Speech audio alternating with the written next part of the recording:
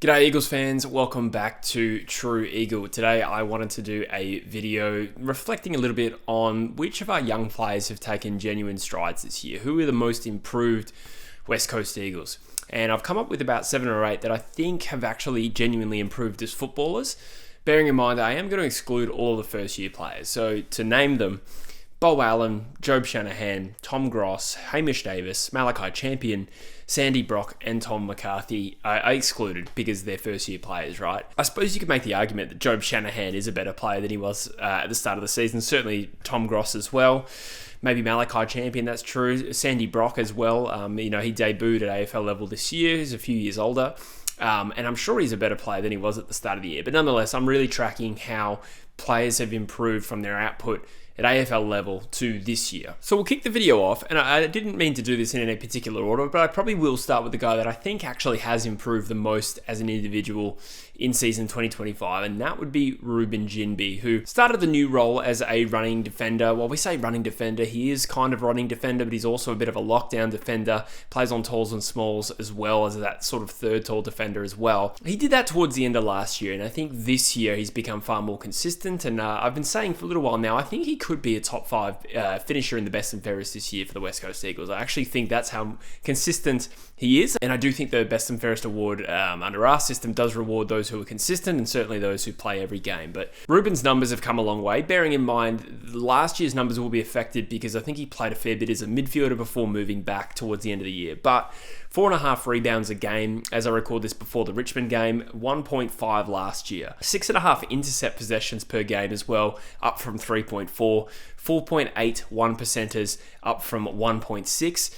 And he's one of those players that's just past 50 games, and generally it's an unwritten, not rule, but a notion we have in the AFL. You know, once you get to 50 games, players really start to take strides, and Reuben is one of the first of his, of the young crop at West Coast to pass 50 games, and it's not really surprised that he's one of the best performing youngsters we have. So well done, Reuben. He's slotted into that role really nicely. Let's talk about Tyrell Darling, another player who has probably, definitely seen a change in role in season 2025, and certainly gotten to the team more consistently. He's a player that I've always liked, but I think his rate of improvement since he was drafted has been outstanding. I think to be a Cat B rookie in an injury-depleted team like we were in the Waffle and steadily improve as a footballer to now, winning a Rising Star nomination, I think that speaks for itself. I thought his best game this year was actually against the Brisbane Lions, sort of playing wing and half back, and that wasn't the game he got the nomination for. But even if you just superficially look at his stats, he's up to 14.5 disposals per game, which is just about double what it was last season. 3.5 marks per game, up from 2.7.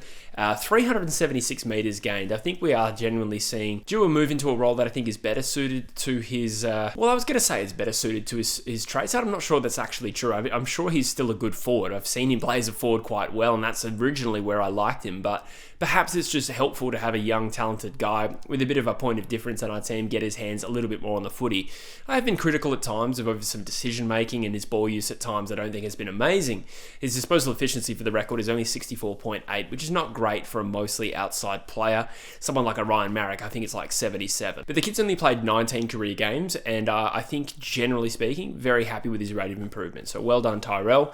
And, he's not even going to hit 50 games next year, and he's still one of the most improved West Coast Eagles. Harry Edwards definitely deserves to be on this list, and you could make an argument he could even be the most improved West Coast Eagle. Another player who is just past 50 games as well, so no coincidence there. And we are comparing a guy who's about 25 now against some younger talents. But either way, I think what we've finally seen from Harry, as much as anything, is some continuity. So looking it up, he's only played 11 games over the last 2 seasons. He has been really unlucky with injury over the years. I think in 2023, he was walking off the field at training and he spoiled the ball over the line, and I think he fractured his wrist for like 6 weeks. He's never played more than 17 games in a season, which he did in 2022. Now, touch wood, there's wood right there. Touch wood, he will pass that this year because he's played 14 and really done a great job holding up our backline in the absence of McGovern and obviously Tom Barras as well, who was here last year. It's hard to find, good stats for key defenders, but he has gone up in 1%ers, 6.6 per game from 5 last year, so that's something.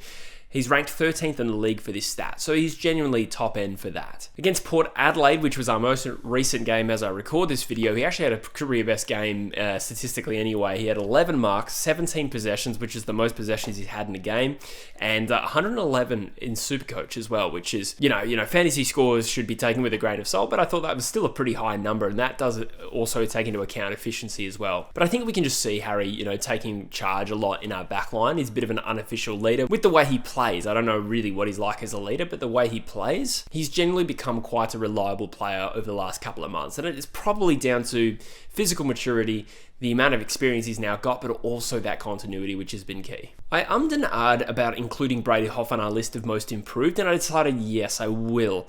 Again, comparing Brady Hoff's output in 2025 as to, previous seasons is not simple because he has been a lockdown small to medium defender for the large majority of his career, up until this year where he's evolved into a midfielder. But because he's had a degree of success, and he has been patchy, don't get me wrong, but because he has genuinely had some really good games, in particular against Collingwood, where he had 27 possessions at 100% efficiency, I think you give him that credit. He's added strings to his bow, and I think we're still certainly at the stage where it's worth experimenting for at least the rest of the year, I think, as a midfielder for Brady Hoff, and it's not as though we have other options right now. Of course, stoppage craft is something that he's going to have to continue to develop. There has been games where he's won clearances, and there has been games where he hasn't really found the footy at all. But now he's actually, over the course of the season, has attended the second most centre bounces of any West Coast midfielder, slightly behind Harley Reid. So hopefully he'll be able to develop that ability to, generate clearances, but for the time being, his ball use, his work in traffic, he always has a way to find time with the footy, which is certainly something that this midfield needs. Let's throw in Ryan Marik as another well-improved West Coast Eagle in 2025. Again, we're talking about a player who has changed roles, so it's almost easy to forget that Ryan Marik wasn't a defender up until this year because we're so used to seeing him there. Or at least that's the case for me. I forget that it was only last year he was playing as a forward and certainly as a wingman as well. So I remember in the preseason they talked about him being a key defender. He certainly has not become that, but that's not because he has failed. It's just that's not the way West Coast ended up using him. He's really playing as that distributing half-back and certainly still plays some time on the wing, certainly now that we have Tom McCarthy in the team as well. But I think his performances have been, just as good, if not better, since McCarthy's come into the team. Whereas previously, I thought McCarthy might actually be a threat to Marik's spot in the team, but they're working together well. You see Marik always sort of hanging out on the fat side, waiting for that switch to deliver the ball, and at times I'm sort of wanting him to use his quality foot skills in a more attacking fashion. And I think he's getting that balance a little bit better as time goes on. But I think he's doubled his total possessions, averages 4.2 rebounds per game and 380 meters per game as well, meters gained, and 4.5 intercepts per game as well, which is not quite on Jinby numbers, but it was higher than I thought it was. The good thing about Marik, and again, I will touch wood every time, I'm still burned by an injury crisis, but he has been, really consistent and durable, I suppose, over the stretch. He's now notched up 46 games. So hopefully another one of those players that passes 50 games and continues to develop. I'll throw in Elijah Huitt again here as well. I think he might be one of the first names you think of when you think of most improved West Coast Eagles, but I don't know if I'd rank him right up there ahead of the names above him. And granted, I didn't actually do this list in order, but I would still state that as my opinion, just purely because there actually hasn't been, statistically anyway, a huge upsurge from Elijah. But I think what we do see with Elijah is his impact has become more profound from slightly more possessions. So to be clear, 13.5 disposals was what he averaged in his last full season in 2023, and this year it's about 15.9. He's doubled his tackle count, which is really good, and getting more clearances. 3.5 a game is very solid, but granted, he's obviously spending more time in the midfield than he was 2 years ago too. So we also think give him some extra grace because he missed an entire year with a foot injury last year, and save for getting managed a couple of times this year, he's played every game, which is a great result. His meters gained have gone up from 159 to 249, so that's an improvement, and he's getting 4 score involvements per game when he previously averaged 2.3. So there is definitely some progress statistically, but I think, it probably doesn't tell the story. When I think of Elijah this season, there's been some great goals he's kicked, both on the run and in particular set shots. He's been a great set shot. Couple against Essendon, and now I forget the opponent, but he kicked a great one on the run against Melbourne maybe, and he had a bag of 3 goals at one point as well. So genuinely hitting the scoreboard too. Big player for the future. I think he is around 29 games of AFL experience, so end of next year. touch wood, he will pass 50 games. Another big improver this year has been Klay Hall. Comparing him, to the prospect he was last year, who just managed 3 games. He's now played 7 this year. He's had a Rising Star nomination and at one point had 7 clearances against the Brisbane Lions in round 2. Bearing in mind some of the games he played last year were sub-affected, if maybe 2 out of the 3. I'm going off memory there. And I think he's been the sub at least once this year as well. However, 16.5 disposals up from an average of 9 last year. 2.7 clearances this year up from 1 last year.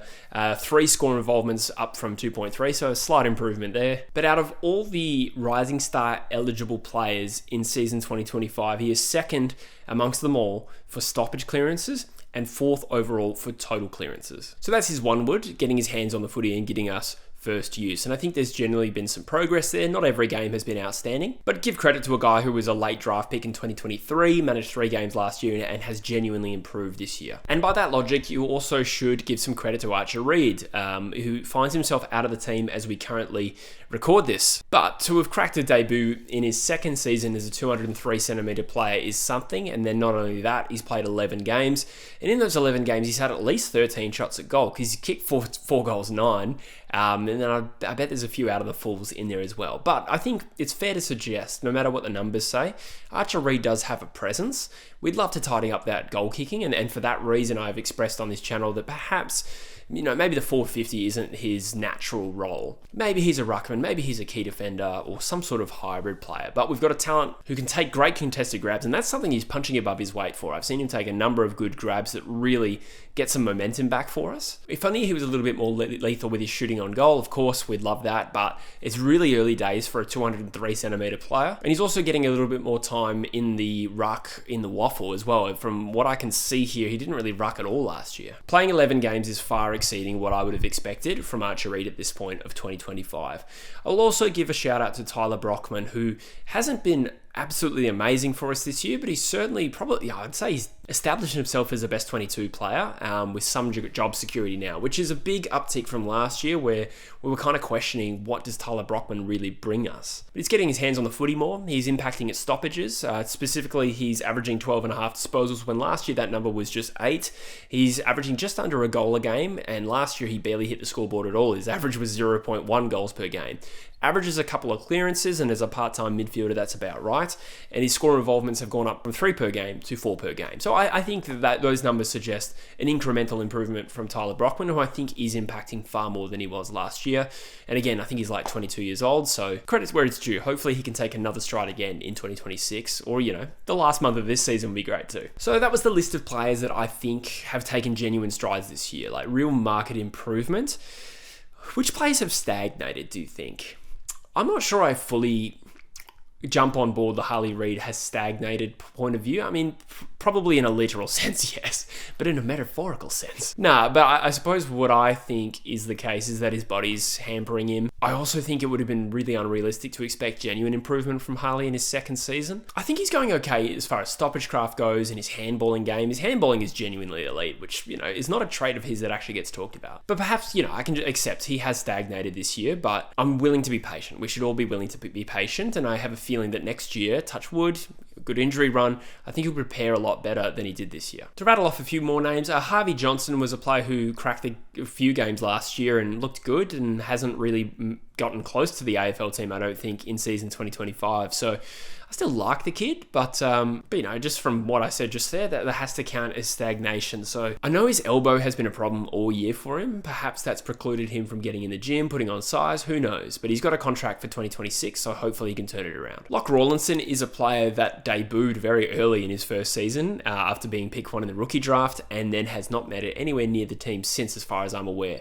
There has been some good performances, but nothing really banging down the door. So perhaps you could say no real improvement, therefore stagnation. Campbell Chesser has stagnated this year, but he's been injured for 95% of this season so far. So not sure if I'm willing to really count that one. The clock is ticking on Campbell. It'd be great if he can show us something in the last month and maybe crack the team, but at this stage, it doesn't seem likely that is going to happen. Is it harsh to throw in Jack Williams here? I think the same logic applies to Harley. I don't think he's been fully fit this year. I also think that he was better as the second ruck last year. I thought the way he impacted when he would, roll through the center and actually ruck, perhaps I'm extrapolating too much from one game, but I remember that game against the Gold Coast Suns. He went into the ruck, I think, in the third quarter. It had a genuine impact, which is not something, we're used to seeing at West Coast with our rucks, with all due respect. So I don't know, I guess a combination of fitness and role change for Jack, but I think he's capable of more than what he's producing right now, and he wouldn't have improved on last year. I haven't looked at the numbers because I didn't need to, but I'm going to guess he kicked more goals last year per game for a start, and he's been dropped several times this year as well. But that's probably all I have to say. I mean, there's Noah Long as well. I mean, he missed the most of last year with an injury, and he's been in and out of the side. Is that up to expectations? Probably about right. If I'm not mistaken, he just got dropped for our clash against Richmond this weekend as well, which, by the way, I will be live streaming on the True Footy YouTube channel. It'll be myself and Dylan Alexander this weekend, so if you're one of those people that likes to watch Eagles games along with someone, particularly an Eagles fan, we will be live on the True Footy YouTube channel. But for now, I think that's all I've got to say, so let me know in the comments, guys, what you think. Any particular thoughts on what I've said or players that I haven't mentioned here, let me know. But for now, make sure you subscribe. Up the Eagles. Let's have a win on Saturday, eh?